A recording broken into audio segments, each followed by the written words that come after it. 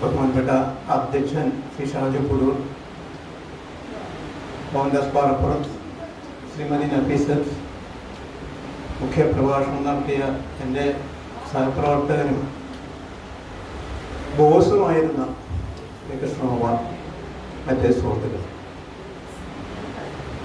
വീരേന്ദ്രകുമാറിനെ കുറിച്ച് ഞാൻ വളരെ കുറച്ച് ഇതുവരെ സംസാരിച്ചിട്ടുള്ളൂ. യഥാർത്ഥത്തിൽ ഞാൻ ഏറ്റവും കൂടുതൽ സംസാരിക്കേണ്ട വ്യക്തിയാണ് വീരേന്ദ്രകുമാർ. കാരണം ശ്രീ ആർ മണിക്കലത്താണ് എനിക്ക് ജോലി തന്നതെങ്കിലും എൻ്റെ നിയമന ഉത്തരവിൽ ഒപ്പിട്ട ആള് വീരേന്ദ്രകുമാറായിരുന്നു. അതുകൊണ്ട് വലിയ ഒരു കടപ്പാട് എനിക്ക് അദ്ദേഹത്തോട് ഉണ്ട്. ഞാൻ ആദ്യമായിട്ട് അദ്ദേഹത്തെ കാണുന്നത് അടിയന്തരാവസ്ഥ കാലത്താണ്. അതും ഈ ചെറൂരിൽ വെച്ച്. ചെറൂരിൽ എന്ന് പറഞ്ഞാൽ അദ്ദേഹം എൻ്റെ വീട്ടിൽ വന്ന സമയത്ത്, എൻ്റെ അച്ഛനെ കാണാൻ വന്ന സമയത്ത്, അതൊരു വെളുപ്പാൻകാലായി ഒരു 4:30 മണി സമയം. അദ്ദേഹത്തിൻ്റെ കൂടെ മറ്റൊരാളും ഉണ്ടായിരുന്നു. അദ്ദേഹത്തിൻ്റെ പേര് ജോർജ് ഫെർണാണ്ടസ് എന്നായിരുന്നു. അവർ രണ്ടുപേരും ഒളിവിലാണ് ആ സമയത്ത്. ഒരു ജീപ്പിൽ ആണ് രണ്ടുപേരും വന്നത്.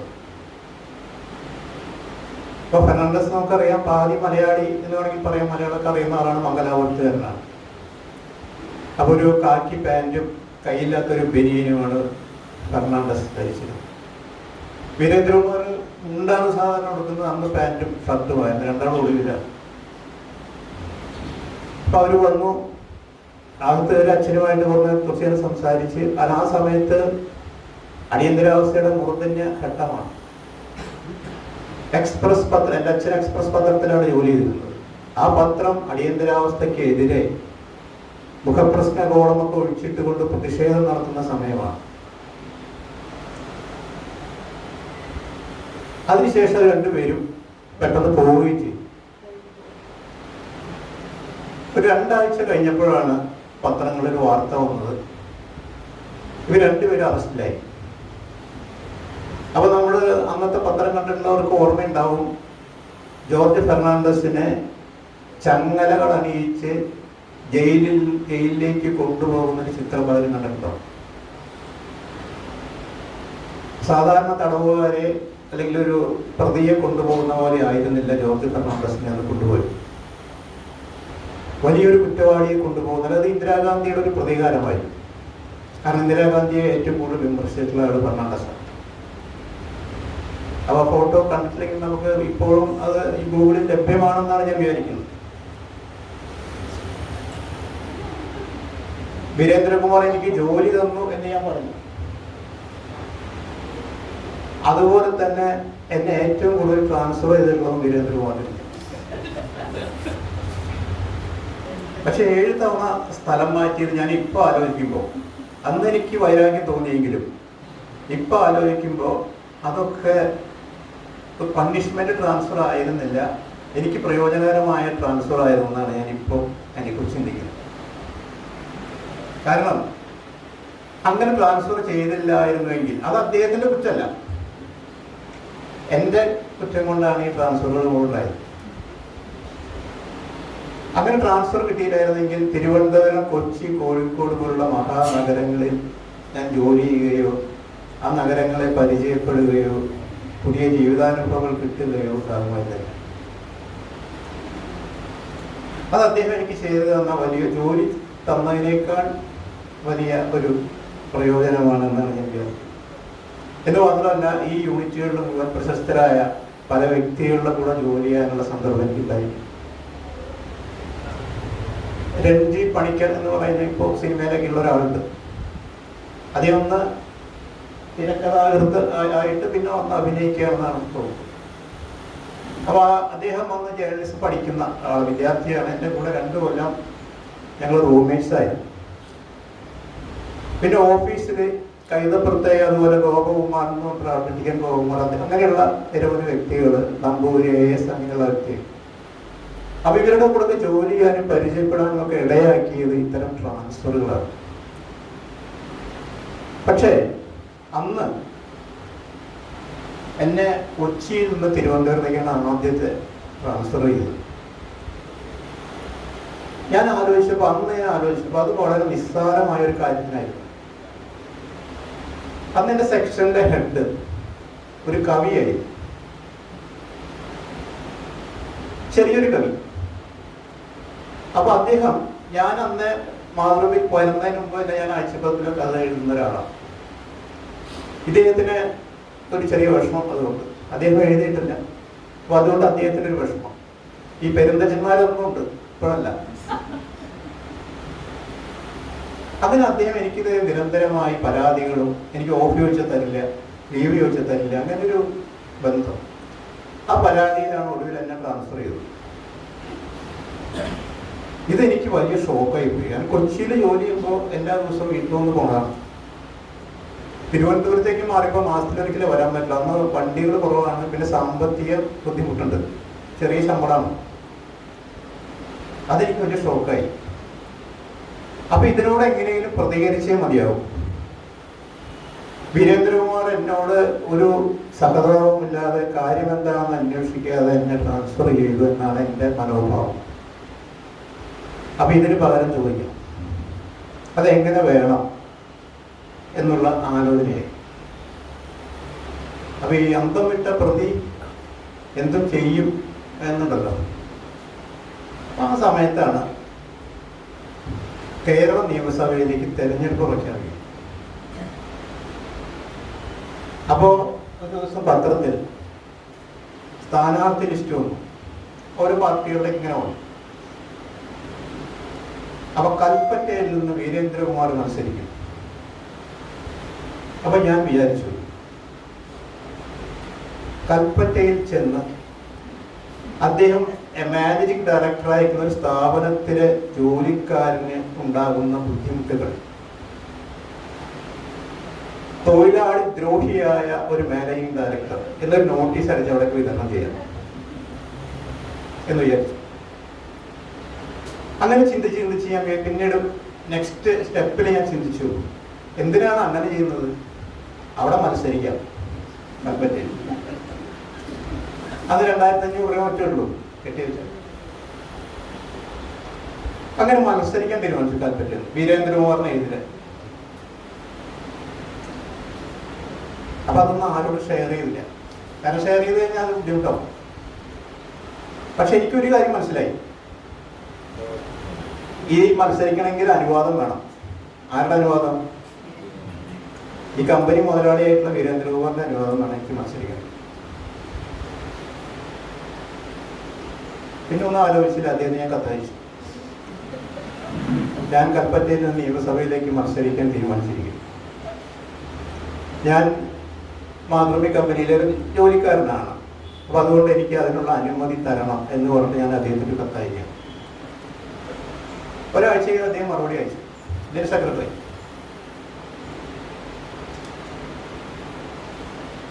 താങ്കളുടെ ആഗ്രഹം കൊള്ളാം, പക്ഷേ ഇത് എനിക്കല്ല, ഞാനല്ല ഇത് തീരുമാനിക്കുന്നത്. കാരണം താങ്കൾ എഡിറ്റോറിയൽ വിഭാഗത്തിൽപ്പെട്ട ഒരാളാണ്. അതുകൊണ്ട് അതിൻ്റെ ഹെഡ് എഡിറ്ററാണ്. അതുകൊണ്ട് എഡിറ്ററോർക്ക് എഴുതുക, അദ്ദേഹത്തിന്റെ അനുമതി വാങ്ങിക്കുക എന്നുണ്ട്. വളരെ മര്യാദപൂർവ്വം എനിക്ക് കത്തയച്ചു. അത് VP രാമചന്ദ്രൻ ആണ്, ഒരു ഭീകരനായ മനുഷ്യനാണ് VP രാമചന്ദ്രൻ. മോഹൻദാസ് എന്ന് പറയുന്ന UNA-യുടെ ചീഫായിരുന്ന ആളാണ്, മാനേജർ. അദ്ദേഹം ആ സമയത്ത് മാതൃഭൂമിയുടെ എഡിറ്ററായിട്ട് വന്നിരിക്കുകയാണ്. ഞാൻ അദ്ദേഹത്തിന് കത്തയച്ചു. അങ്ങനെ മാനേജിംഗ് ഡയറക്ടർ പറഞ്ഞ പ്രകാരം ഞാനിങ്ങനെ താങ്കൾക്ക് കത്തയക്കുകയാണ്, എനിക്ക് ആവശ്യം ഇതാണ്, കൽപ്പറ്റയിൽ നിന്ന് എനിക്ക് മത്സരിക്കണം, അപ്പോൾ അതിന് അനുമതി തരണമെന്ന് പറഞ്ഞ് കത്തയച്ചു. ഉടനെ അദ്ദേഹത്തിന് മറുപടി വന്നു. അത് സോഫ്റ്റ് ആയിട്ടുള്ള മറുപടി അല്ല. നിങ്ങൾ ഒരു കാര്യം മനസ്സിലാക്കി, ഇംഗ്ലീഷിലാണ് എഴുതിയത്, ഒരു കാര്യം മനസ്സിലാക്കണം, നിങ്ങൾ ഇവിടുത്തെ ട്രെയിനിയാണ്. ആദ്യം തന്നെ മര്യാദയ്ക്ക് ജോലി ചെയ്ത് ജോലി ഉറപ്പിക്കാൻ നോക്കും. തെരഞ്ഞെടുപ്പിൽ മത്സരിക്കണൊക്കെ നമുക്ക് പിന്നീടാവാം. സ്വബോധം വരുമ്പോൾ ഇരുന്ന് ആലോചിക്കുക.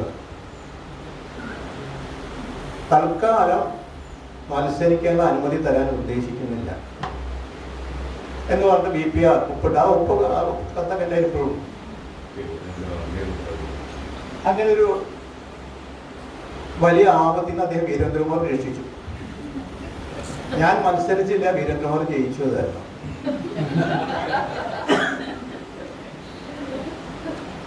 പക്ഷെ എന്നിട്ടും അദ്ദേഹത്തിനോട് ശത്രുത കാണിച്ചിട്ടുണ്ട്. അവര് എനിക്ക് തിരുവനന്തപുരത്ത് ഒരു പ്രശ്നം ഉണ്ടായപ്പോൾ എന്നെ കോഴിക്കോട്ടേക്ക് സ്ഥലം മാറ്റി എന്നെ രക്ഷിച്ച ആളാണത്. അതും ഈ ട്രാൻസ്ഫറിൽ പെടും. അദ്ദേഹത്തിന്റെ യഥാർത്ഥ മഹത്വം അദ്ദേഹം ഗുരുവേഷം കെട്ടിയിട്ടില്ല എന്നുള്ളതാണ്. അദ്ദേഹം ഗുരുവായിട്ട് അഭിനയിച്ചിട്ടില്ല. അതുകൊണ്ട് തന്നെ അദ്ദേഹത്തിന് ശിഷ്യന്മാരും ഇല്ല, ശിഷ്യകളും ഇല്ല. അദ്ദേഹം ഒരു വ്യക്തിയെ ആ വ്യക്തിയാകാൻ സഹായിച്ചു, അവരെ പ്രചോദിപ്പിച്ചു, മാർഗനിർദ്ദേശം കൊടുത്തു എന്നുള്ളതാണ്. ഒരു പെരുന്തച്ചൻ കോംപ്ലക്സിന്റെ അത്ര വ്യക്തിയായിരുന്നു അദ്ദേഹം. അല്ലാതെ ചില ഗുരുക്കന്മാരുടെ പോലെ മറ്റുള്ളവരെ നിരുത്സാഹപ്പെടുത്തുകയും മാർഗതടസ്സം ഉണ്ടാക്കുകയും പരിഹസിക്കുകയൊക്കെ ചെയ്യുന്ന ഒരു ഗുരു അല്ല അദ്ദേഹം. എൻ്റെ അനുഭവം പറഞ്ഞാൽ എനിക്ക് 2007 ആദ്യത്തെ സാഹിത്യ അക്കാദമി അവാർഡ് കിട്ടിയപ്പോൾ വീരേന്ദ്രകുമാർ എന്നെ ഫോണിൽ വിളിച്ചു. അന്ന് അദ്ദേഹം ഡൽഹിയിലാണ്. അപ്പം എന്നോട് വളരെ സൗഹൃദമായിട്ട് സംസാരിച്ചു.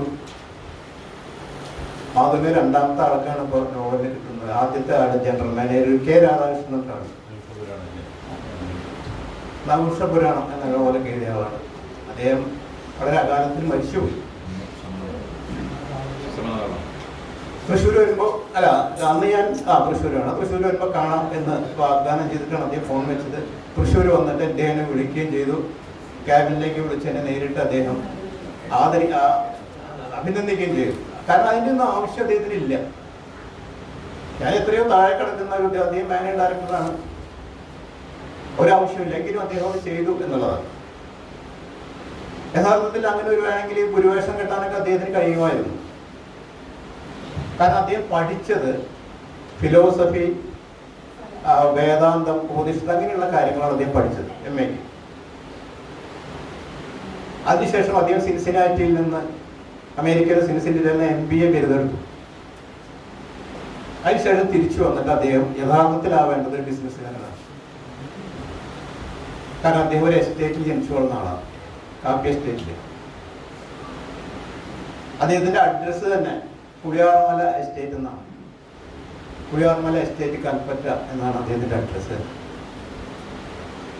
പക്ഷെ അദ്ദേഹം ആയത് രാഷ്ട്രീയക്കാരനാണ്.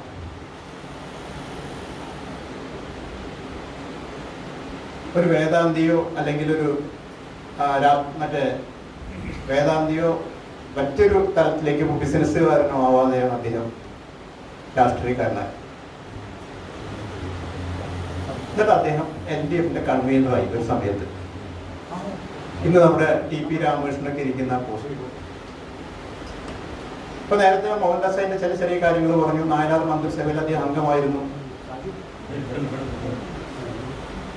പിന്നീട് അദ്ദേഹം ക്ലിയർ ഫെല്ലിങ്ങിന്റെ പേരിൽ രാജിവെക്കേണ്ടി വന്നു അദ്ദേഹത്തിന്.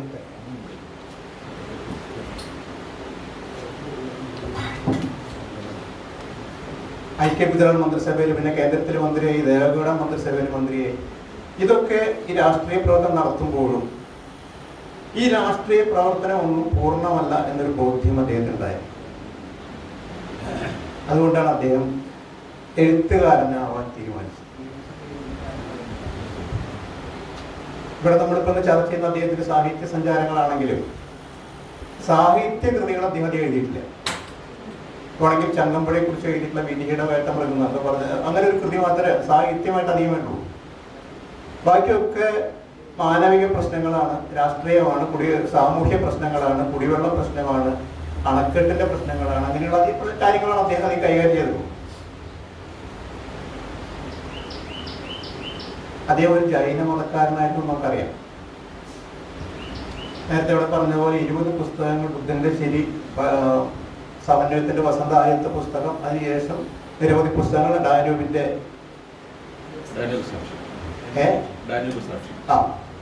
20 പുസ്തകങ്ങൾ ഏകദേശം അദ്ദേഹം എഴുതി. തളരുന്ന താഴ്വരകളും വരളുന്ന നദികളും എന്നായിരുന്നു ഈ പുസ്തകത്തിന്റെ ആദ്യത്തെ പേര്. കൈമവർപ്പ് വരുന്ന പുസ്തകത്തിന്റെ ആ പേര് പ്രത്യേകിച്ച് സൂമർ ആയിക്കോടായി. അതിനുശേഷം വന്ന ഒരു സൗഹൃദത്തിലായിരുന്നു പിന്നീട് ഏറ്റവും വലിയ ശത്രുക്കളായിട്ട് രണ്ടുപേരും മാറി. ഒരു പുസ്തക പ്രകാശനത്തിൽ ഒരു പുസ്തക പ്രകാശനത്തില് അച്ഛൻ പുതൂർ ഉണ്ണികൃഷ്ണൻ ആയിട്ട് നേരിട്ട് അക്കാഡമിയിൽ വെച്ചിട്ട്, ഷാജി അവിടെ ഉണ്ടായിരുന്നു എനിക്ക് അറിഞ്ഞുകൂടാ, നേരിട്ട് വാഗ്വാദം സ്റ്റേജിൽ വെച്ചിട്ട് വീരേന്ദ്രകുമാറിന്റെ സാന്നിധ്യത്തിലായിക്കൂടായിട്ട് പുതൂർ ഉണ്ണികൃഷ്ണൻ നടത്തി. അത്രയും ശത്രുത അവർ വന്നു. പിന്നീട് ആണ് കുറെ കാലം കഴിഞ്ഞിട്ടാണ് കൂടിച്ചേർന്നത്. വീരേന്ദ്രകുമാറിന്റെ ക്യാരക്ടർ മാതൃഭൂമിക്ക് എല്ലാ യൂണിറ്റിലും ക്യാൻറ്റീനുണ്ട്. ഞാൻ ചെല്ലുന്ന സമയത്ത് 40 പൈസയാണ് ഊണിന്, ചായ 10 പൈസ, കടി 10 പൈസ, അങ്ങനെ 10-20 രൂപ കൊടുത്ത ചായയും കടിയായി 40 പൈസ കൊടുത്ത ഊണായി. 4 തരം വിഭവങ്ങളൊക്കെയുള്ള ഊണാണ്. അപ്പം 4 നേരം സൗജന്യ ഭക്ഷണമാണ് ക്യാൻറ്റീനിൽ. ഞാനൊരു മറ്റ് യൂണിറ്റുകൾ പ്രവർത്തിക്കുമ്പോൾ ഡ്യൂട്ടി ഉള്ളപ്പോഴും ഇല്ലാത്തപ്പോഴും ക്യാൻറ്റീനിൽ അങ്ങനെയാണ് ഭക്ഷണം കഴിക്കുക. ഞാനും എൻ്റെ കൂടെയുള്ള മറ്റ് ജീവനക്കാരെ കുറെ കാലം ജീവിച്ചത് അങ്ങനെയാണ്. മാതൃഭൂമി ക്യാൻറ്റീനുണ്ടാകും. വീരേന്ദ്രകുമാർ നന്നായി ഫലിതം പറയുന്ന ആളാണ്. ഒരു തവണ മാതൃഭൂമിയിൽ സമരം പ്രഖ്യാപനം വന്നു. ഉടനെ അദ്ദേഹം കൊച്ചിയിൽ വന്നിട്ട് ഒരു മീറ്റിംഗ് വിളിച്ചു. എന്നിട്ട് പറഞ്ഞു, നിങ്ങൾക്ക് 2 സ്ഥലത്ത് തന്നെ സൗജന്യമായിട്ട് ചോറ് കിട്ടും. ഒന്ന് നിങ്ങളുടെ വീട്ടിൽ, മറ്റേത് മാതൃഭൂമി. അത് മറക്കരുതെന്ന് പറഞ്ഞു. എന്നിട്ട് പറഞ്ഞു, എല്ലാവരുടെ കാര്യമല്ല ഞാൻ പറഞ്ഞു വീട്ടിൽ നിന്നുള്ളത്. ചിലവർക്ക് കിട്ടുന്നുണ്ടാവും, ചിലർ കിട്ടാത്തവരും ഉണ്ട് വീട്ടിൽ. പക്ഷെ മാതൃഭൂമിയിൽ ചോറ് എത്തുണ്ടാവും എന്ന് അദ്ദേഹം പ്രസംഗത്തിൽ പറഞ്ഞ് ഞാൻ ഓർക്കുക. അപ്പൊ അവിടുത്തെ രീതി എങ്ങനെയാന്ന് വെച്ചാൽ, ഇങ്ങനെ വലിയ സ്റ്റീൽ പാത്രമാണ്, 4-5 കുഴികളുള്ള വലിയ സ്റ്റീൽ പാത്രങ്ങൾ അതിനെ അടക്കി വെച്ചിട്ടുണ്ടാവും. നമ്മൾ ക്യാൻറ്റീനിൽ ചെന്നിട്ട് ഈ പാത്രം എടുത്ത് കഴുകി കൗണ്ടറിൽ പോയിട്ട് ചോറും കറികളും കഴിക്കും. അപ്പം 3-4 ആ കുഴികളിൽ മുഴുവൻ കറികളും പപ്പടം, മോര് എല്ലാ സൗകര്യങ്ങളും ഉണ്ടാവും. അതിന് നമ്മളവിടെ വന്നിരുന്ന ഡെസ്കിൽ വന്നിരുന്നത് കഴിച്ച് വീണ്ടും കഴിച്ചു കഴിഞ്ഞാൽ ഈ പാത്രം കഴുകിയിട്ട് ആ സ്ഥലത്ത് തന്നെ വയ്ക്കണം. അതാണ് അവിടുത്തെ സിസ്റ്റം. അതായത് നമ്മുടെ ഇവിടുത്തെ പോലെ ചായ കുടിച്ചു കഴിഞ്ഞാൽ കസേരയുടെ അടിയിൽ ഗ്ലാസ് വെച്ചാൽ പോരാ.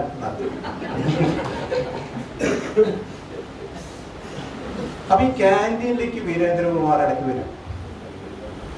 ഇപ്പൊ രാത്രി കയറിയോ 1 മണി ഒക്കെ ഓർമ്മ സമയങ്ങളുണ്ട്. അത് മര്യാദയ്ക്ക് ഉറക്കൊന്നുമില്ലാത്തൊരു മനുഷ്യനാണ്. പല സമയത്ത് വരും. അപ്പൊ അവിടെയുള്ള ആളുകളായിട്ടൊക്കെ സംസാരിച്ച് വർത്തമാനമൊക്കെ പറഞ്ഞിരിക്കും. അദ്ദേഹത്തിന് ഫലിതം പറയാൻ പകലാണോ രാത്രിയാണോ സമയമൊന്നുമില്ല. അവിടെ ആരെന്താ വെച്ചാൽ അപ്പൊ ചിലപ്പോൾ അവിടെ ഉള്ളത് ക്യാൻറ്റീനിലെ ജോലിക്കാരും പ്രസ്സിലെ ജോലിക്കാരൊക്കെ ആയിരിക്കും. അതൊന്നും അദ്ദേഹത്തിന് പ്രശ്നമല്ല. അവിടെ ഉള്ളവരോട് സംസാരിച്ചുകൊണ്ടിരിക്കും. അപ്പൊ അദ്ദേഹം ഒരു ദിവസം നന്നായിട്ട് ഫലിതം പറയും. അപ്പൊ MLA ആണ് ആ സമയത്ത്. അപ്പൊ അദ്ദേഹം ഒരു ദിവസം പറഞ്ഞു, അന്നത്തെ വിഷയം സീതികാജിയായിരുന്നു. സീതികാജിയെ കുറിച്ച് നമുക്കറിയാമല്ലോ. നമ്മൾ സീതികാജി എന്ന് പറഞ്ഞപ്പോൾ തന്നെ ഡോക്ടർ ആനന്ദിന്റെയൊക്കെ മുഖത്തൊരു പുഞ്ചിരി വിടരുകയാണ്. അദ്ദേഹം പ്രസംഗത്തില് അതെ. അപ്പൊ അദ്ദേഹം അസംബ്ലിയിൽ പറഞ്ഞു, ഞാനൊരു ഓംപ്ലേറ്റ് തിന്നു എന്ന് പറഞ്ഞു. അപ്പൊ ആരോ അത് തിരുത്തി, ഓംപ്ലേറ്റ് അല്ല ഓംലെറ്റ് ആണെന്ന് തിരുത്തി പറഞ്ഞു. ഉടനെ സീതികാജി പറഞ്ഞു, ഞാനും നായനാരൊക്കെ LP ആണ്, കോളേജിലൊന്നും പഠിച്ചിട്ടില്ല. അപ്പൊ അവിടെ മറ്റേ MLA മാർ പറഞ്ഞു, ചോദിച്ചു LP എന്ന് പറയുന്നത് 1ാം ക്ലാസ്സാണോ 2ാം ക്ലാസ്സാണോ എന്ന് ചോദിച്ചു. അതൊന്നുമല്ല, ലോകപരിചയം, അതാണ് LP എന്ന് പറയുന്നത് എന്ന് സീതികാജി പറഞ്ഞു. അപ്പൊ നായനാരാണ് മുഖ്യമന്ത്രി. നായനാർ പറഞ്ഞു അത് തെറ്റാണ്. എന്നെ സീതയാജി തമ്മിൽ കമ്പാരിസൺ, എനിക്ക് നന്നായിട്ട് ഇംഗ്ലീഷിൽ സംസാരിക്കാൻ അറിയാം എന്ന് പറഞ്ഞ് ഇംഗ്ലീഷിൽ കുറച്ച് വാക്യങ്ങളൊക്കെ പറഞ്ഞു. അപ്പൊ സീതയാജി പറയാണ്, കണ്ടോ ഈ ഇന്ത്യക്ക് സ്വാതന്ത്ര്യം കിട്ടിയത് ഉപ്പ് സത്യാഗ്രഹം നടത്തുന്നതൊന്നുമല്ല, എൻ്റെ നായനാരുടെ ഇംഗ്ലീഷ് കേട്ടിട്ടാണ് ബ്രിട്ടീഷുകാർ സാധനം കിട്ടുന്നത്. അങ്ങനെ ഒരു സമാജം അദ്ദേഹം പറയും. മറ്റൊരവസരത്തില് പ്രധാനമായിട്ട് സീതയാജിയെ കുറിച്ചാണ് വീരേന്ദ്രകുമാറിന്റെ സംഭാഷണങ്ങൾ. അത് വലിയ സുഹൃത്തുക്കളായിരുന്നു. അപ്പോൾ മലപ്പുറം ജില്ലയിൽ കൊണ്ടോട്ടിക്കുളം മണ്ഡലത്തിൽ നിന്നാണ് സീതയാജി 3 പ്രാവശ്യം ജയിച്ചത്. 4ാമത്തെ പ്രാവശ്യമാണ് പിന്നെ തിരുവല്ലയിൽ ജയിച്ചത്. അപ്പോൾ കൊണ്ടോട്ടി MLA ആയിരിക്കുന്ന സമയത്ത് PWDയുടെ ധനകാര്യ ബില്ല് വന്നു. അവരുടെ മണ്ഡലത്തിലെ കാര്യങ്ങൾ പറയാം. സീതയാജി ഒരു കടലാസ് എടുത്തിട്ട് വായിച്ചു. കൊണ്ടോട്ടി മണ്ഡലത്തിലെ റോഡുകളുടെ അവസ്ഥ വളരെ ശോചനീയമാണ്. അതുകൊണ്ട് അടിയന്തരമായി എൻ്റെ മണ്ഡലത്തിലെ റോഡുകളുടെ അററ പണികൾ ചെയ്യണമെന്ന് പറഞ്ഞു. അപ്പോൾ ഇവിടെ എല്ലാവർക്കും വലിയ അന്തമുണ്ട് എല്ലാവരും. അപ്പൊ അടുത്തിരിക്കുന്ന ആള് കടലാസ് വാങ്ങിച്ച് നോക്കിയപ്പോ അറ്റകുറ്റപ്പണികളാണ്. അപ്പൊ സെക്രട്ടറി ആരും 2 റാ എഴുതി കൊടുത്തിരിക്കുക, അറ്റകുറ്റപ്പണികൾ എന്നുള്ളത്. അപ്പൊ അദ്ദേഹം എന്ത് ചെയ്തു, അററ കുററ പണികളിൽ നിന്ന് ഓരോ അക്ഷരമായിട്ട് അദ്ദേഹം വായിക്കുകയാണ്. അപ്പൊ ഇത്തരത്തിലുള്ള കുറെ ഫലിതങ്ങള് വീരേന്ദ്രകുമാർ പറഞ്ഞതായിട്ട് ഞാൻ ഓർക്കുകയാണ്. അദ്ദേഹം പലതും പറയുക മാത്രമല്ല പ്രവർത്തിക്കുകയും ചെയ്യും. ഞങ്ങളുടെ അവിടെ സൂപ്രണ്ട് ഉണ്ടായിരുന്നു. ഇതിന്റെ പേര് ശരിക്കുള്ള പേര് ഞാൻ പറയുന്നില്ല, സാജൻ എന്നൊന്നും വിചാരിക്കാം.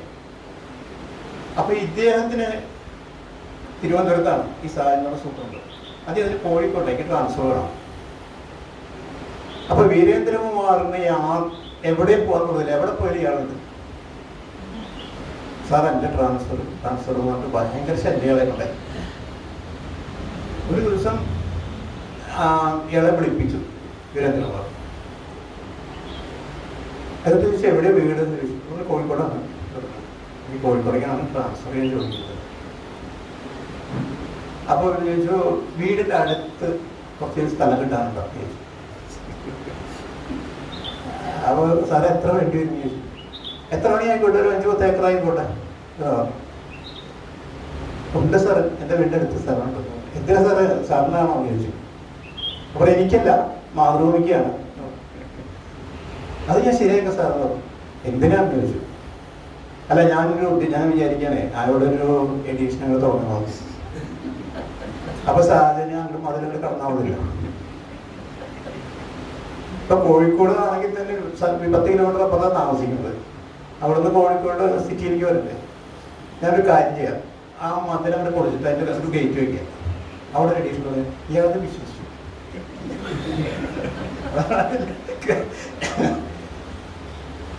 പലരോട് പറഞ്ഞു ഇങ്ങനെ എൻ്റെ വീടിൻ്റെ അടുത്ത് അഡീഷണൽ മാതൃഭൂമി വാങ്ങാൻ പോവാണ് MD പറഞ്ഞു. എന്തുകൊണ്ട് കുറച്ച് ഞാൻ അത് പറഞ്ഞ ആളായിരുന്നു. പിന്നെ അയാൾ പറഞ്ഞ ഇങ്ങനെ ആക്കിയാൽ മനസ്സിലാവാത്ത ഒരാളാണ്, പാവണം. അപ്പൊ അതും പറഞ്ഞ പുള്ളി കുറെ നാളാ പ്രതീക്ഷയിൽ ഇങ്ങനെ നടക്കണ്ടായി. അവസാനം ഞങ്ങളാണ് കൊടുത്തത്. അദ്ദേഹം തമാശ പറയാൻ സ്വയം വിമർശനം ആസ്വദിക്കുന്ന ഒരാൾ കൂടിയാണ്. നേരത്തെ ഷാജി പറഞ്ഞ പോലെ ഈ മറ്റുള്ളവരെ എഴുതി കൊടുക്കുന്നതാണെന്ന് പറഞ്ഞു പുള്ളിക്ക്.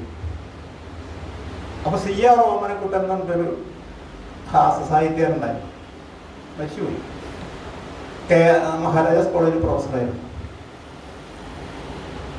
അപ്പൊ അദ്ദേഹം റിട്ടയർഡിന് ശേഷം ഒരു മാസിക പോയി. ആ മാസികയുടെ പേര് പാല എന്നായിരുന്നു. ആരെങ്കിലും കണ്ടിട്ടുണ്ടോ എനിക്ക് അറിഞ്ഞൂടാ. മാസിക എനിക്കൊക്കെ അയച്ചു തരാൻ പറഞ്ഞു. ഞാൻ വളരെ സൗഹൃദമുള്ള ഒരാളായി. അപ്പൊ അദ്ദേഹത്തിന്റെ ഒരു മുഖക്കുറിപ്പുണ്ട് എല്ലാ പാലയിലും. ഒരു 5-6 കൊല്ലമൊക്കെ നടത്തിയത്. അപ്പൊ അതില് അദ്ദേഹം ഒരു കുറിപ്പ് എഴുതിയിരിക്കുകയാണ്. ഈ എഴുത്തുകാര് പലരും ചില ആളുകൾ 5-6 പേരിലൊക്കെ എഴുതാറുണ്ട്. ഉദാഹരണത്തിന് വൈക്കം ചന്ദ്രശേഖരൻ നായർ പല പേരുകളിൽ, ചന്ദ്രിക, മാധവിക്കുട്ടി, അപർണ, പല പേരുകളിൽ എഴുതും. ഗീത, അത് സ്വാഭാവികമാണ്. പക്ഷെ 6 പേര് ഒരു തൂലികാനാമത്തിൽ എഴുതുന്നത് നിങ്ങൾ കേട്ടിട്ടുണ്ടോ? ആ തൂലികാനാമത്തിന്റെ പേരാണ് എം പി വീരേന്ദ്രകുമാർ. അത് മറ്റുള്ളവർ എഴുതി കൊടുക്കുന്ന അർത്ഥത്തിൽ അദ്ദേഹം പറഞ്ഞതാണ്. അപ്പൊ അങ്ങനെ ആ തമാശ പോലും അദ്ദേഹം ആസ്വദിച്ചിട്ടുണ്ട്. ശരി, ഉള്ളിൽ വൈരാഗ്യം തോന്നിയിരുന്നെങ്കിലും അദ്ദേഹം അത് ആസ്വദിച്ച. സാഹിത്യ സഞ്ചാരങ്ങൾ എന്ന ഈ സെഷൻ യഥാർത്ഥത്തിൽ അദ്ദേഹം സാഹിത്യത്തെ കുറിച്ചല്ല എഴുതിയിരിക്കുന്നത് ഞാൻ പറഞ്ഞു. മാനവിക വിഷയങ്ങളും സാമൂഹ്യ വിഷയങ്ങളും മനുഷ്യാവകാശ പ്രശ്നങ്ങളൊക്കെയാണ് അദ്ദേഹം അധികം എഴുതിയിരിക്കുന്നത്. അതിലൊന്ന് അണക്കെട്ടുകളുടെ പ്രശ്നമാണ്. വളരെ സീരിയസ് ആയിട്ട് അദ്ദേഹം എഴുതിയിട്ടുള്ള, ആവർത്തിച്ച് പറഞ്ഞിട്ടുള്ള ഒരു കാര്യമാണ് അണക്കെട്ടുകൾ എന്നുള്ളത്. അണക്കെട്ടുകൾ കൊണ്ട് മനുഷ്യരാശിക്ക് ഉണ്ടാകുന്ന നേട്ടങ്ങളല്ല നാശം. അതിനെക്കുറിച്ച് ധാരാളം അധികം എഴുതി. ഉത്തരാഖണ്ഡിൽ ഭാഗീരഥി എന്നൊക്കെ നദിയുണ്ട്. അവിടെയാണ് ഈ തെഹരി അണക്കെട്ട് പണിത്. അപ്പൊ ആ സമയത്ത് അണക്കെട്ട് പണിയുന്ന സമയത്ത് ഇയാൾ മുമ്പ് തെഹരിയിൽ അദ്ദേഹം പോയിട്ടുണ്ട്. ശാന്തമായ മലകളും മൃഗങ്ങളും ഗിരിവർഗക്കാരും ഭാഗീരഥ ഇങ്ങനെ ഒഴുകുന്നു അവിടെ പോയിട്ടുണ്ട് 10 വർഷം മുമ്പ്. അതിനുശേഷം അണക്കെട്ട് പണിയണമെന്ന് കേട്ടപ്പോൾ വീണ്ടും വീരേന്ദ്രകുമാർ അവിടെ പോവാം. ആ സമയത്ത് ചെന്നപ്പോൾ അവിടെയുള്ള ദേവദാരുക്കൾ ധാരാളം മരങ്ങൾ, പൈൻ മരങ്ങൾ, അതെല്ലാം വെട്ടിയിട്ടിരിക്കും. ഗിരിവർഗക്കാരെ മുഴുവൻ കുടിയൊഴിപ്പിച്ചിരിക്കും. ആയിരക്കണക്കിന് JCBകളും ക്രെയിനുകളും ഒക്കെ നിരന്നിങ്ങനെ വലിയൊരു മഹാഭാരത യുദ്ധം നടക്കുന്ന അന്തരീക്ഷമാണ്. ഭാഗീരഥയാണ് അതിലേക്ക് നിർത്തിയ. അപ്പൊ അദ്ദേഹത്തിന് കൂടെ 2 പേരുണ്ടായി. അവർ ഫോട്ടോ എടുക്കാനായിട്ട് ക്യാമറ എടുത്തപ്പോൾ 2 സെക്യൂരിറ്റിക്കാരൊന്ന് പിടിച്ചത് ക്യാമറ പിടിച്ചു വാങ്ങി. നിങ്ങൾ സ്പെഷ്യൽ പെർമിഷനോടുകൂടി ഇവിടെ വന്ന ആളുകളാണെന്ന് അറിയാം, പക്ഷെ ഫോട്ടോ എടുക്കാൻ പറ്റില്ല. കണ്ടിട്ട് വേണേൽ പോകാൻ പറഞ്ഞു. അങ്ങനെ ഫോട്ടോ എടുക്കാൻ സമ്മതിച്ചില്ല. അവർ കണ്ടിട്ട് പോയാൽ തിരിച്ച് പറഞ്ഞാക്കി. അപ്പൊ അതിൻ്റെ ഇടയിലൊരു കുബേരന്റെ ക്ഷേത്രം ഈ അണക്കെട്ട് നിർമ്മിക്കുക. അത് മാത്രം ഒറ്റപ്പെട്ട് അടിയിലെ മണ്ണൊക്കെ എടുത്തിട്ട് ഈ ക്ഷേത്രം മാത്രം കുബേരന്റെ ക്ഷേത്രമായി നിൽക്കുന്ന ഒരു രംഗം അദ്ദേഹം വർണ്ണിച്ചിട്ടുണ്ട്. അത് വളരെ, ആ ക്ഷേത്രത്തിന്റെ അവസ്ഥ എന്താണെന്ന് പറഞ്ഞുകൂടാ. ചിലപ്പോൾ അണക്കെട്ടിന്റെ അടിയിൽ പെട്ടെന്നാവാം. വളരെ അപൂർവമായൊരു കുബേര ക്ഷേത്രമായിരുന്നു അതെന്നാണ് പറഞ്ഞു. എന്നിട്ട് അദ്ദേഹത്തിന്റെ കണക്ക് പറയും. 1,40,00,000 പേരാണ് അവിടെ കുടിയൊഴിക്കപ്പെട്ടത്. അവിടുത്തെ കുന്നുകൾ പോലും ഇടിച്ചു നിരപ്പാൻ. നമുക്കറിയാലോ ഒരു ഡാം വരുമ്പോൾ അതിന്റെ ഏരിയ എത്ര വരുന്നുള്ളൂ. അപ്പൊ ഇന്ത്യയിലും ചൈനയിലും അത്ര ഏറ്റവും കൂടുതൽ കുടികൾക്ക് പ്രശ്നങ്ങളുള്ളത്. അതായത് സ്വാഭാവികമാണ്, കാരണം ഏറ്റവും കൂടുതൽ ജനസംഖ്യയുള്ള 2 രാജ്യങ്ങളാണ് ഇന്ത്യയും ചൈനയും. അവിടെയാണ് ഏറ്റവും കൂടുതൽ കുടിയിറക്ക് നടന്നിട്ടുള്ളത്, ഏറ്റവും കൂടുതൽ അപകടങ്ങൾ ഉണ്ടായിട്ടുള്ളത്. സിയാൻ ജിയ എന്നത്ര അണക്കെട്ട് ചൈനയിൽ പണിയായിരുന്നു. മുഴുവൻ ഗിരിവർഗക്കാരെ ഏരിയയാണ്. പ്രായമായവരും സ്ത്രീകളും എല്ലാവരും കൂടി അവർ ഈ മണ്ണിനെ കെട്ടിപ്പിടിച്ച് കിടക്കുകയാണ്. മാറാൻ വിസമ്മതിച്ചു. വെടിവെപ്പുണ്ടായി. ഇവരുടെ കുടിലുകൾ മുഴുവൻ കത്തിച്ചു സർക്കാർ. കാരണം ഇത് പണിയാതിരിക്കാൻ പറ്റില്ലല്ലോ. ഈ അണക്കെട്ട് എന്ന് പറയുന്നത് വികസനത്തിന്റെ ഒരു ഭാഗമാണ്. അതിൽ ആരെ എതിർത്താലും അത് പണിയാതിരിക്കാൻ പറ്റില്ല. അങ്ങനെ അവരെ വീട് ജീവിച്ചു. അതില് പകുതിയോളം പേര് ഭ്രാന്തന്മാരായി എന്നാണ് പറയുന്നത്. ഭ്രാന്തായി. അപ്പൊ അണക്കെട്ട് നിർമ്മാണത്തിൽ ഉണ്ടാകുന്ന നിരവധി ഇഷ്യൂസ്, അത് 2-3 ചാപ്റ്ററുകൾ തന്നെ അദ്ദേഹത്തിന്റെ പല ഗ്രന്ഥങ്ങളുടെ അതിനെ കുറിച്ച് പറഞ്ഞിട്ടുണ്ട്. പക്ഷെ നമുക്ക് ഒരിക്കലും ഒഴിവാക്കാൻ പറ്റാത്തത് വൈദ്യുതി, കുടിവെള്ളം, കൃഷി, ഇതിനൊക്കെ അണക്കെട്ടുകളില്ലാതെ പറ്റില്ല. കുറച്ച് ആൾക്കാർക്ക് ബുദ്ധിമുട്ടാണ്. പക്ഷെ അതിനുള്ള നഷ്ടപരിഹാരം കൊടുക്കുക, പുനരധിവാസം കൊടുക്കുക. പല സ്ഥലത്തും നടക്കുന്നില്ല എന്നുള്ളതാണ് പുസ്തകത്തിൽ അദ്ദേഹം പറഞ്ഞത്. കാരണം 8000 വർഷം മുമ്പുണ്ടത്. മെസോപ്പൊട്ടേമിയ എന്ന് പറഞ്ഞ പഴയ സാംസ്കാരിക തലസ്ഥാനങ്ങളുള്ള സ്ഥലങ്ങളിൽ പോലും അന്ന് തുടങ്ങേണ്ട അണക്കെട്ട് നിർമ്മാണം. അത് പുതിയൊരു കാര്യമില്ല. അതുകൊണ്ട് ഒഴിവാക്കാൻ കഴിയാത്ത ഒരു എന്താ പറയാ, നെസറി ഈവിൾ എന്ന് വേണമെങ്കിൽ അണക്കെട്ടുകൾ പറയാവുന്നതാണ്. സാഹിത്യ കൃതികളെക്കാൾ യാത്രാ വിവരണങ്ങളും അതുപോലെ രാഷ്ട്രീയ സാമൂഹിക വിവരണങ്ങളാണ് എഴുതാറെന്ന് പറഞ്ഞത്. അദ്ദേഹം പോയ പല സ്ഥലങ്ങളിലും പിന്നീട് എഴുതിയ സ്ഥലങ്ങളിലേക്ക് പോകാനുള്ളൊരു അവസരം ഉണ്ടായി. അതിലൊന്ന് ആഗ്ര ഫോർട്ടാണ്.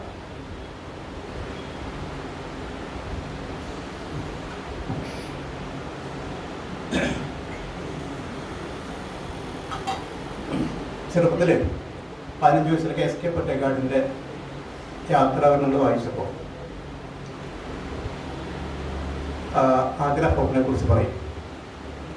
ഷാജഹാൻ, നമുക്കറിയാം ഷാജഹാനെ തടവിലിട്ടിരുന്ന സ്ഥലമാണ് ഈ ആഗ്ര ഫോർട്ട്.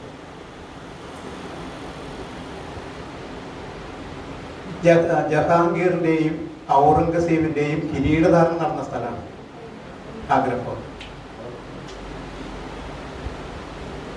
അപ്പൊ അവിടെയാണ് ഈ ഷാജഹാനെ തടവിലിട്ടിരുന്നത് പറയും. അപ്പൊ SK പൊറ്റേക്കാടിന്റെ പുസ്തകത്തിൽ ഞാൻ വായിച്ചത്, ഒരു മുറിയിൽ അദ്ദേഹത്തെ തടവിലാക്കിയിരിക്കുകയാണ്. ആ മുറിക്ക് ചെറിയൊരു ദ്വാരം, അതിലൂടെ അദ്ദേഹം യമുനാ നദിയുടെ അപ്പുറത്തുള്ള താജ്മഹൽ കണ്ട് കണ്ണീർ വാർത്ത് 8 വർഷം ജീവിച്ചു മരിച്ചു എന്നാണ് അദ്ദേഹം പറഞ്ഞത്. ഞാനിത് കാണുന്നവരെ അത് വിശ്വസിക്കും. പക്ഷെ ഞാൻ കണ്ട ആഗ്ര ഫോർട്ട് ഇതുപോലെ അല്ല. 96 ഏക്കറിൽ പരന്നിരുന്ന സ്ഥലമാണ് ഈ ആഗ്ര ഫോർട്ട് എന്ന് പറയുന്നത്. അതിലൊരു ഷാജഹാനെ തടവിലിട്ടു. അദ്ദേഹത്തിന് അതിനകത്ത് എവിടെ വേണമെങ്കിൽ പോവാം. പല മന്ദിരങ്ങളാണ് ഇതിനുള്ളിൽ, പുറത്ത് കിടക്കാൻ പറ്റില്ല എന്നാണ്. അപ്പോൾ അദ്ദേഹത്തെ തടവിലിട്ടിരുന്നു പറഞ്ഞ മുറി 6 മുറികളാണല്ല. അവിടെ പോയപ്പോൾ അതിൽ പുറത്തൊരു വരാന്തയാണ്. അവിടെ നിന്ന് കഴിഞ്ഞാൽ വിശാലമായ വരാന്തയാണ്. അവിടെ നിന്ന് കഴിഞ്ഞാൽ ദൂരെ താജ്മഹൽ കാണാം, യമുനാ നദി ഒഴുകുന്നത് കാണാം.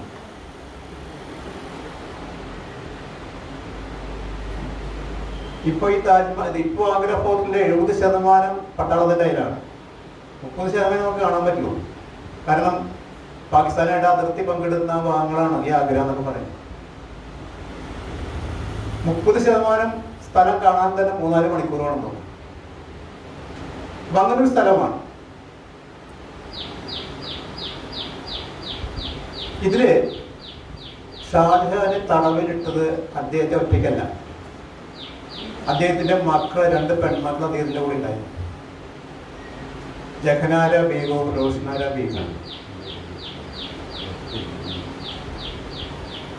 ഈ 2 മക്കൾ അദ്ദേഹത്തിനെ സഹായിക്കാൻ അദ്ദേഹത്തിന്റെ കൂടെ എപ്പോഴും ഉണ്ടായിരുന്നു. അതിന് തൊട്ടടുത്ത മുറികളാണ്, നമുക്ക് അവിടെ എഴുതി വെച്ചിട്ടുണ്ട്. അപ്പൊ അതില് ഒരു ദിവസം അദ്ദേഹത്തിന്റെ പുസ്തകത്തിൽ ആ കഥ പറയുന്നു. ഒരു ചൈനീസ് സഞ്ചാരി വന്നിട്ട് ഈ ഷാജഹാൻ ഒരു കണ്ണാടി കൊടുത്തു. ഒരു അത്ഭുത കണ്ണാടിയാണ്. ആ കണ്ണാടിയിൽ നോക്കിയാൽ മുഖമല്ല കാണാം, നമ്മുടെ മനസ്സാണ് അതിൽ കാണാം. അങ്ങനത്തെ ഒരു കണ്ണാടിയാണ്. അപ്പൊ ഷാജഹാൻ അത് എന്ത് ചെയ്യണം എന്നിങ്ങനെ ആലോചിച്ചു. ഷാജഹാൻ ഏറ്റവും ഇഷ്ടപ്പെട്ട ആൾക്ക് കൊടുക്കുക, മൂത്ത മകൾ ജഹനാരിക്ക് കൊടുക്കണം ആ കണ്ണാടി. അങ്ങനെ ഒരു ദിവസം ഈ ആഗ്ര ഫോർട്ടിലാണ് ഈ സംഭവം നടക്കുന്നത്. അങ്ങനെ കൂട്ടുകാരികളോടൊപ്പത്ത് വർത്തമാനം പറഞ്ഞിരുന്ന ദിവസം ജഹനാര ദാസിയെ വിളിച്ചിട്ട് പറഞ്ഞു, തോഴിയെ വിളിച്ചിട്ട് പറഞ്ഞു, ആ കണ്ണാടി എടുത്തുകൊണ്ട് വരാൻ പറഞ്ഞു. ഇവർ ഇവിടെ പെട്ടിന്ന് കണ്ണാടി എടുത്തു. കണ്ണാടി എടുത്തിട്ട് കൊണ്ടുവരുന്നേക്ക് മുഖം നോക്കി. അപ്പൊ മുഖമല്ലല്ലോ അതിൽ തെളിയുന്നത്. അതിലിവർ കണ്ടത് ഒരു വൃദ്ധയാണ്. ഈ ചെറുപ്പക്കാരിയായിട്ടുള്ള തോഴിയാണ്. ഉടനെ അവർ ഉറക്കം നിലവിളിച്ചു, പരിഭ്രമിച്ചിട്ട് ആ കണ്ണാടി താഴെ വീണു. ഉടനെ ഇവിടെ നിലവിളിച്ചു കൊടുക്കും. ഇനി എങ്ങനെയാണ് ജഹനാരുടെ അടുത്ത് പോയിട്ടത് പറയുക. അപ്പൊ ജഹനാരെ കുറെ നേരം കഴിഞ്ഞൂടെ കാണാതിരുന്നപ്പോ ഇവിടെ അന്വേഷിച്ചു. അപ്പൊ ഇവിടെ ഇരുന്ന് കരയാണ്, കണ്ണാടി പൊട്ടിക്കിടന്നു. അപ്പൊ ഇവിടെ വന്ന വഴിക്ക് കാലുമ പിടിച്ചിട്ട് പറഞ്ഞു, എന്നെ ഒന്നും ചെയ്യരുത്, ഞാൻ അറിയാണ്ട് പറ്റിയതാണെന്നൊക്കെ പറഞ്ഞു. അപ്പൊ ജഹനാര പറയും, നിനക്ക് എന്റെ ചേട്ടനെ അറിയുള്ളൂ. അപ്പൊ അദ്ദേഹത്തിന്റെ പേര് ദാരാ ഷിക്കോ എന്ന് ചേട്ടൻ. ഷാജഹാന്റെ മൂത്ത മകനാണ്. 52 ഉപനിഷത്തുകൾ, വലിയ പണ്ഡിതനായിരുന്നു. 52 ഉപനിഷത്തുകൾ പേഴ്സ്യൻ ഭാഷയിലേക്ക് അദ്ദേഹം തർജ്ജമ ചെയ്തു. ദാരാ ഷിക്കോ. ഔറംഗസീബ് അധികാരം പിടിച്ചെടുക്കുന്നതിന്റെ ഭാഗമായിട്ട് ആദ്യം കൊന്നത് ഈ ദാരാ ഷിക്കോയാണ്. അദ്ദേഹത്തിന് തല വെട്ടിയെടുത്തിട്ട് പാഴ്സൽ ചെയ്തിട്ട് ഷാജഹാൻ അയച്ചു കൊടുക്കുക. അത്രയും മഹാപണ്ഡിതനായിട്ടുള്ള ഒരാളാണ്. അപ്പൊ അദ്ദേഹം പറഞ്ഞിട്ട് ജീവിതം എന്ന് പറയുന്നത് ഒരു തോന്നലും മായയുമാണെന്ന് പറഞ്ഞിട്ടുണ്ട്. ഞാനത് വായിച്ചിട്ടുണ്ട്.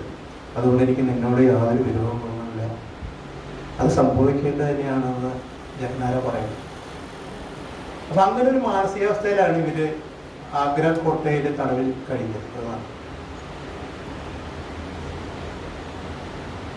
ഈ കോട്ടയിലെ ഏറ്റവും വലിയ ഒരു വിശേഷത്തെ കുറിച്ച് പറയാം. ഈ ആഗ്ര ഫോർട്ട് അത് ഒരു കുളിമുറിയാണ്. വേറെ ആരുടെ അല്ല കുളിമുറി, മുംതാസ് മഹലിന്റെ കുളിമുറി. അത് ഭൂമിക്കടിയിലാണ്. പടവുകൾ ഇറങ്ങി ഇങ്ങനെ പോയിട്ടാണ് കുളിമുറിയിലേക്ക് പോകുന്നത്. അപ്പോൾ അതിനൊരു ചരിത്രം ഉണ്ട്. ഈ മുംതാസ് മഹൽ ഷാജഹാനോട് പറയുകയാണ്, എനിക്ക് നക്ഷത്രങ്ങൾ നിറഞ്ഞ ആകാശം കാണണം എന്ന് പറയുന്നത്. അപ്പൊ അന്ന് മുഗൾ വംശത്തിലെ സ്ത്രീകൾക്ക് രാത്രി പുറത്തിറങ്ങാൻ പാടില്ല. ഇന്നും അങ്ങനെയാണോ? ഇന്ന് പുറത്തിറങ്ങണം രാത്രി? നിയമം അങ്ങനെയാണ്. അപ്പൊ അതുകൊണ്ട് ഈ മുംതാസ് നക്ഷത്രങ്ങൾ നിറഞ്ഞ ആകാശം കണ്ടിട്ടില്ല. അപ്പൊ ഷാജഹാൻ പറഞ്ഞു, അതെന്തായാലും അനുവദിക്കാൻ പറ്റില്ല, പുറത്തിറങ്ങിയിട്ട് ആകാശം കാണാൻ.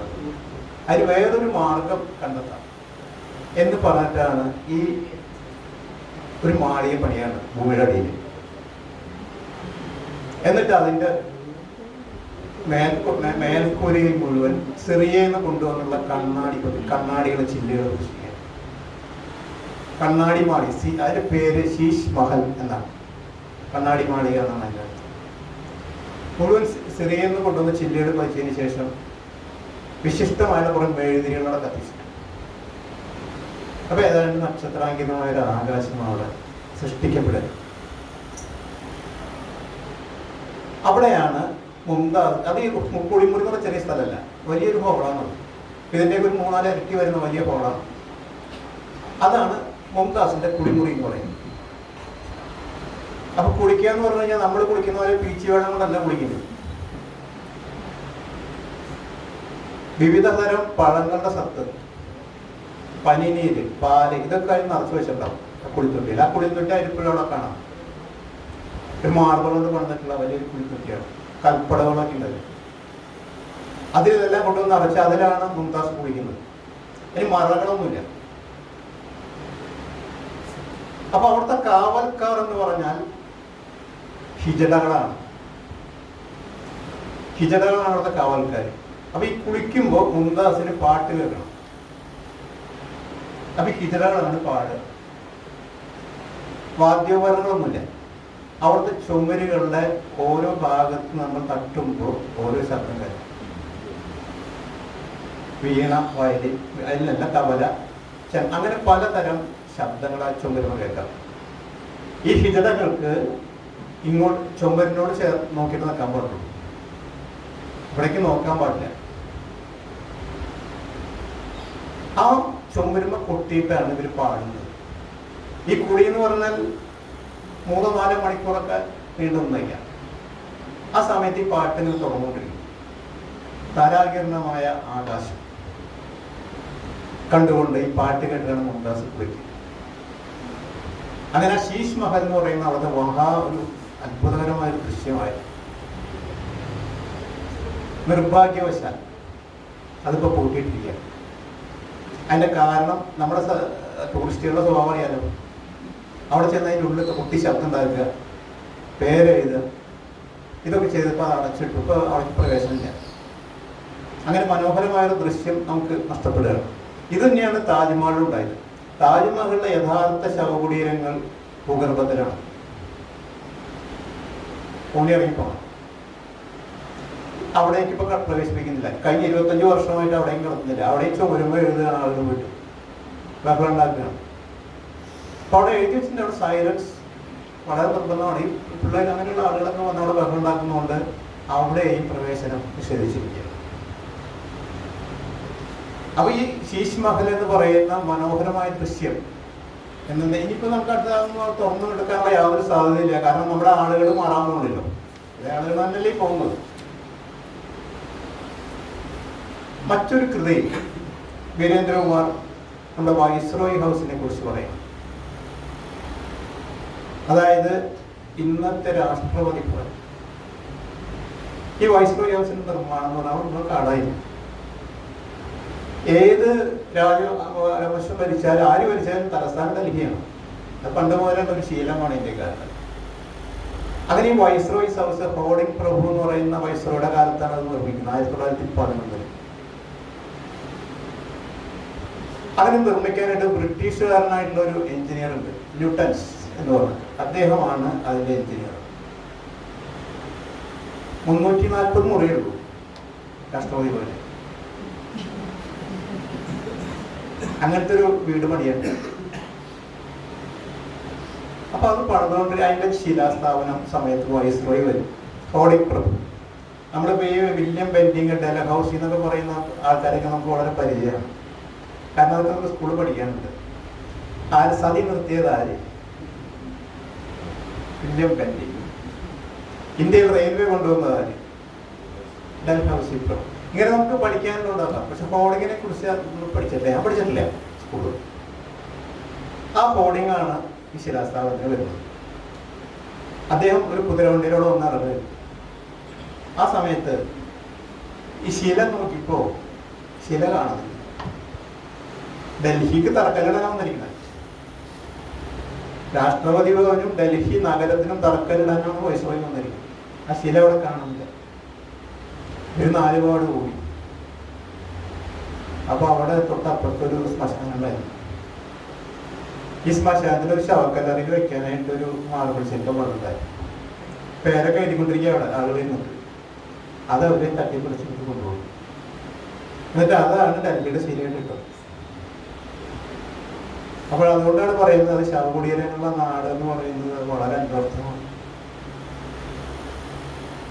ശവകുടീരത്തിലേക്കിന്റെ ശരിയാണ് കൊണ്ട് ഡൽഹിക്ക് കിട്ടിട്ടുള്ളത് 1911. അങ്ങനെ ഒരു ചരിത്രം കൂടി അതിൽ പറയും. ഇങ്ങനെ നിരവധി സംഭവങ്ങളിൽ പറയുന്ന ഒരു സംഭവം കൂടി പറയാൻ നിർത്താം. അത് നമ്മളെല്ലാവരും ദിവസത്തിൽ ഒരു പ്രാവശ്യമെങ്കിലും നമ്മൾ പറയുന്ന ഒരു കാര്യമാണ്. തുഗ്ലക് പരിഷ്കാരം എന്ന് പറയും. അതിങ്ങനെ തലമുറകളായിട്ട് പറഞ്ഞുകൊണ്ടിരിക്കുക. എന്താണ് അതിന്റെ അർത്ഥം എന്ന് പോലും നമ്മളതിനെ ചിന്തിക്കുന്നില്ല. ഒരു ഭ്രാന്തൻ പരിഷ്കാരം, തുഗ്ലക് പരിഷ്കാരം. അത് തുഗ്ലക് ആരാണ്, അദ്ദേഹം എന്ത് ചെയ്തു എന്നന്വേഷിച്ചാൽ ഈ ഡൽഹി പല ലോധി രാജവംശം, അങ്ങനെ മുഗൾ സാമ്രാജ്യത്തിലും പലരും ഭരിച്ചിട്ടുണ്ട്. അതിലൊരു രാജവംശമാണ് ഈ തുഗ്ലക് രാജവംശം. അതിലെ ഏറ്റവും പ്രശസ്തനായ രാജാവാണ് മുഹമ്മദ് ചക്രവർത്തിയാണ് മുഹമ്മദ് ബിൻ തുഗ്ലക്. അദ്ദേഹത്തിനാണ് ഈ അപരാധം മുഴുവൻ പറയുന്നത്. യഥാർത്ഥത്തിൽ എന്താണ് സംഭവിച്ചത്? അദ്ദേഹം മരിക്കുമ്പോൾ ഡൽഹിയാണ് തലസ്ഥാനം. ആ ഡൽഹി അദ്ദേഹം മറ്റൊരു സ്ഥലത്തേക്ക് മാറ്റിയാണ്. അധികം ദൂരം 1200 കിലോമീറ്റർ അപ്പുറത്തേക്ക് കൊണ്ടുവരുന്നു. അത്രയേ ഉള്ളൂ. അത് കൊണ്ടുവരുന്നത് ഇന്ന് മഹാരാഷ്ട്രയിലുള്ള ദൗലത്താബാദ് എന്ന് പറഞ്ഞ സ്ഥലത്തേക്കാണ് ഉദ്ദേശിച്ചത് മാറ്റാൻ. അങ്ങനെ മാറ്റാനായിട്ട് പുറപ്പെട്ടു ആളുകളെ, അവിടുത്തെ പ്രജകളെയും കാര്യങ്ങളെ കൊണ്ട് നടക്കുക. അതിൽ കുറെ പേര് മരിച്ചു. കുറെ പശുക്കളും കാളകളും മൃഗങ്ങളും മരിച്ചു.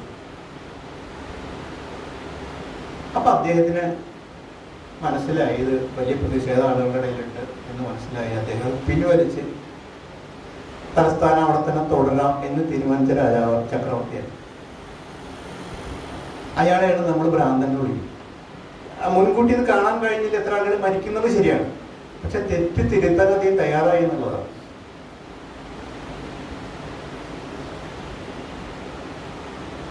തെറ്റ് തിരുത്തുന്നതിന്റെ പേരാണ് തുഗ്ലക് എന്ന് പറഞ്ഞത്, അതാണ് ഭ്രാന്തന്റെ പേരല്ല. അപ്പൊ ഈ മഹാരാഷ്ട്ര എന്ന് പറഞ്ഞ സ്ഥലം എങ്ങനെയാണെന്ന് വെച്ചാൽ അതിന്റെ ആദ്യത്തെ പേര് പറ്റേണ്ട ഒരു പേരായിരുന്നു. ഒരു ഹൈന്ദവ മാര് മാത്രമുള്ള സ്ഥലമാണ് ഈ ദൗലതാബാദ് എന്ന് പറയുന്നത്. ഹിന്ദുക്കൾ മാത്രമേ ഉള്ളൂ. അപ്പൊ ഈ തുഗ്ലക്ക് ഈ ഹിന്ദുക്കളുടെ ഇടയിലേക്ക് വരണം ചെയ്തു. അതിന്റെ കാരണം ഈ ഡൽഹി നിരന്തരമായിട്ട് ഈ മംഗോളിയൻകാരെ ആക്രമിച്ചുകൊണ്ടിരിക്കുകയാണ്.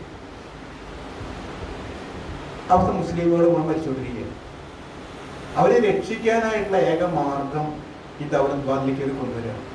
ഹിന്ദുക്കളുടെ ഇടയിൽ അവർ സുരക്ഷിതരാണെന്ന് തുഗ്ലക്കിന് തോന്നണം. അങ്ങനെയാണ് അദ്ദേഹം ഇവിടേക്ക് ആ തലസ്ഥാനം മാറ്റാൻ ശ്രമിച്ചത്.